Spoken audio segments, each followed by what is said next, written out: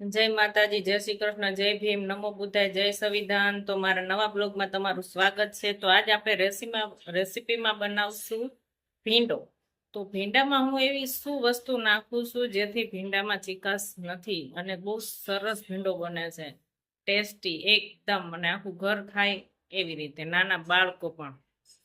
જય માતાજી, જય શ્રી કૃષ્ણ. તો તમારું સ્વાગત છે મારા લોંગ વિડીયોમાં. આજે આપણે બનાવશું ભીંડો. ભીંડો બનાવવાની રીત હું તમને એક આસાનથી બતાવું, કેમ કે ભીંડોમાં જે મેન વસ્તુ છે એ આની ચીકાશ એટલે કે લાર છે. કે લાર ફટાફટ બળતી નથી, ભીંડો એકદમ ચીકાશ વાળો થાય છે અને લાર વાળો થાય છે. તો હું એમાં બે વસ્તુ એવી ઉમેરીશ કે તમારો આ ભીંડો એકદમ કોરો અને બિલકુલ એમાં ચીકાશ નહીં હોય, એકદમ પરફેક્ટ ભીંડો અને મજા આવશે ખાવાની. તો ચાલો હવે આપણે ભીંડો ધોઈ નાખીએ, પછી સાફ કરશું અને પછી હું તમને બતાવીશ કે કેવી રીતે ભીંડો હું બનાવું છું તો ભીંડો ચીકાશ વાળો નથી થતો. તો ચાલો હવે આપણે ભીંડો સાફ કરી લઈએ.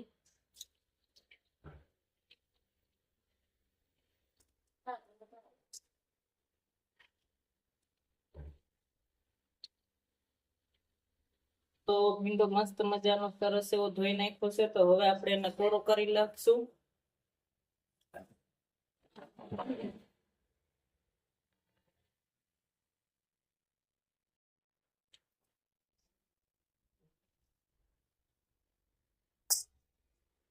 સરસ મજાનો કોરો કરે છે. સેજ સેજ કદાચ પાણી રહી જાય આમાં, જેમ કે રહી તો નહીં જ, પણ કદાચ બાય ચાન્સ રહી જાય તો પણ હું એવી રીતે ભીંડો બનાવીશ કે એમાં એક પણ લાર નહીં રહી.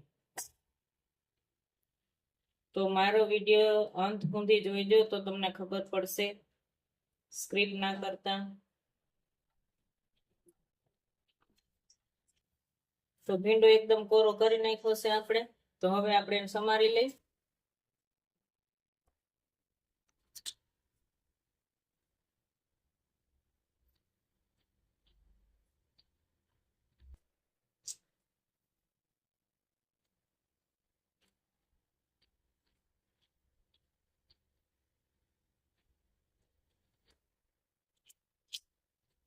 તો ભીંડો મેં સમારી લીધો છે ને નાના નાના કટકા પણ કરી લીધા છે, જુઓ.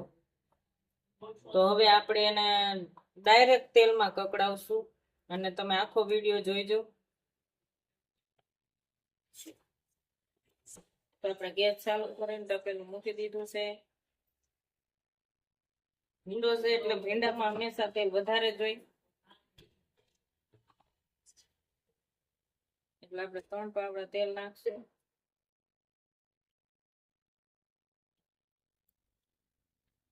થોડુંક માથે નાખી.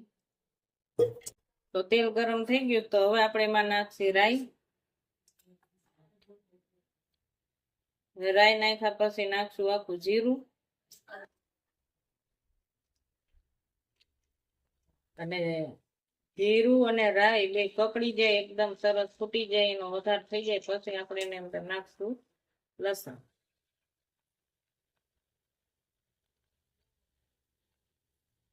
લસણ નાખ્યા પછી નાખશું આપણે મીઠો લીમડો.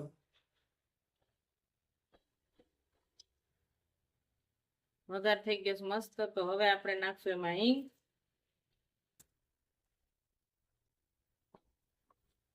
તો હવે આપણે એમાં ડાયરેક્ટ જ ભીંડો નાખી દઈશું.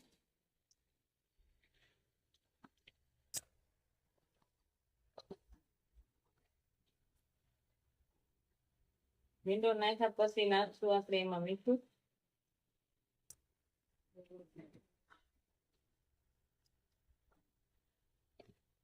હવે વિડીયો સ્ક્રિપ્ટ ના કરતા, કેમ કે હવે જ તમને ખબર પડશે.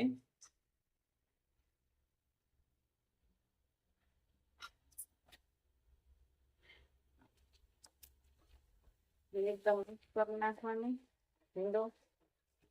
મીઠું થઈ જાય, મીઠું પણ લાગી જાય ભીંડાને.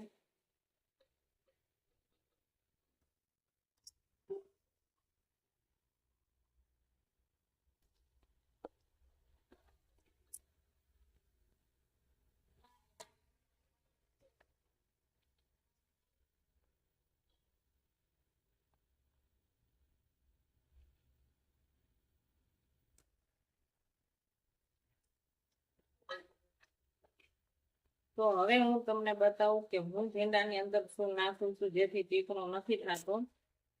તો પેલા હું એમાં હળદર નાખું છું અડધી ચમચી, અને 2 ચમચી હું એમાં દળેલું જીરું અને ધાણા નાખું છું.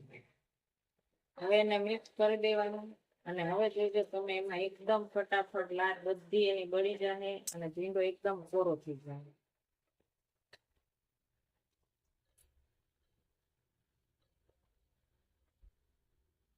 તો જો તમે હવે ભીંડો એની લાર છે જોઈ લો કેવો ભીંડો એક એક એક એક એક પડે જુઓ.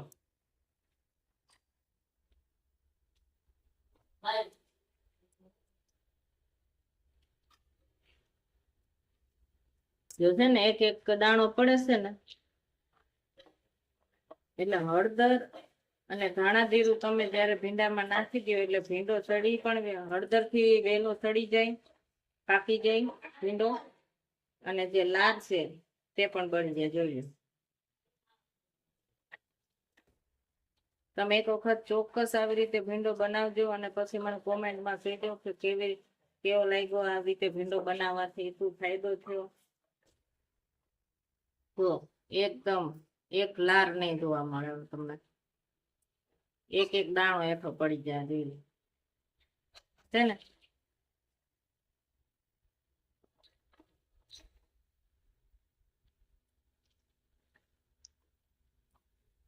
તો હવે આપણે એને તેલમાં એમણે પાકવા દઈ, અને લારું એક્સ્ટ્રા હોય કઈ પણ ક્યાંય હોય રહી ગઈ હોય તો બળી જાય, અને તેલમાં જેને કકડવા દે તેલમાં જ પાકવા દે ભીંડાને. ત્યાં સુધી આપણે ટમેટા ને લસણ ને બધું ખાંડી લઈ. તો જોઈ લો ભીંડો એકદમ બંને સડી ગયો છે અને લાર પણ બધી બળી ગઈ છે, કઈ નથી. તો હવે આપણે આમાં ટમેટા, લસણ અને મરચાં ખાંડી નાખ્યા છે ને એ હવે આપણે નાખી દઈશું ભીંડામાં અને મિક્સ કરી દેવું એકદમ. પછી ટમેટા નાખ્યા પછી થોડીક જે લાર કદાચ થાય તો એ પણ બળી જાય.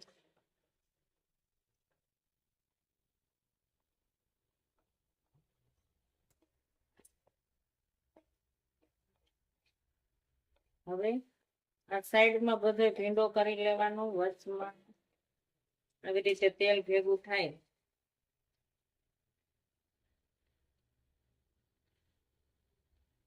આપણે હવે એમાં જે વેચમાં આપણે તેલ ભેગું થયું હવે એમાં આપણે આ ચટણી નાખી દઈશું, કેમ કે નકર ચટણીનો કાસો સ્વાદ આવે.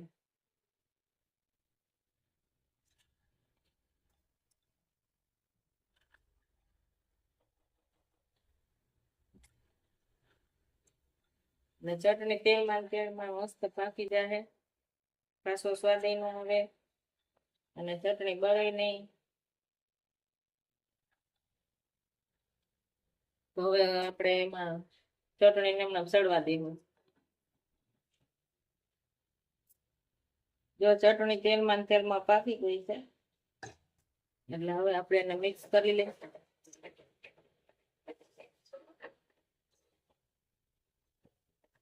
ભીંડાનો કલર બાકી જો કેવો સરસ આવ્યો છે. આપણે ચટણી નાખી ને તેલમાં એટલે સેજ તોટી જાય, એ કઈ વાંધો ન આવે, બધું મિક્સ થઈ જાય. જોઈ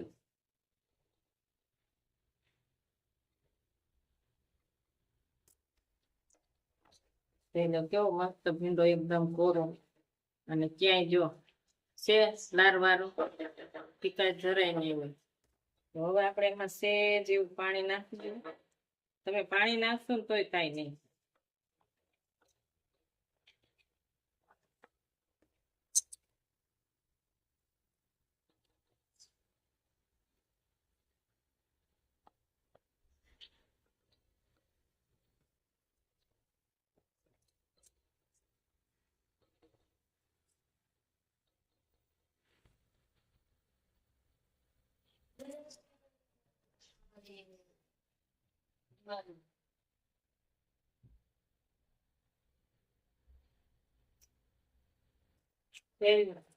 એકદમ મસ્તીનો ભીંડો થઈ ગયો છે ને જરાય ચીકાશ પણ નથી. તો આવી રીતે ભીંડો બનાવવાની કોશિશ કરજો અને પછી મને કોમેન્ટમાં કહેજો કે કેવો ભીંડો બન્યો એમ. તો હવે આપણે આટલો રસો રાખવો જ છે, આટલો.